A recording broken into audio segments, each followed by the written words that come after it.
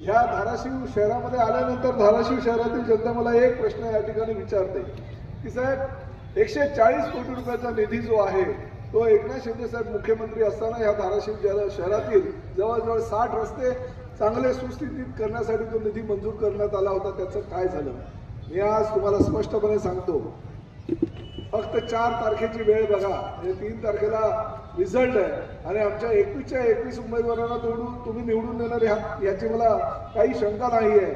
ह्या सगळ्या उमेदवार जे निवडून आलेले नगरसेवक आहेत त्या सगळ्यांना बोलवून 4 तारखेला धाराशिव शहरामध्ये मोठ्या प्रमाणात आपण भूमिपूजनाचा कार्यक्रम आयोजित करू आणि या धाराशिव शहरामध्ये 140 कोटी रुपयाचा जो प्रकल्प बंद पडला होता, काही लोकांनी आपापसात वाद विवाद निर्माण करून तो प्रकल्प होऊ नये यासाठी प्रयत्न केले होते.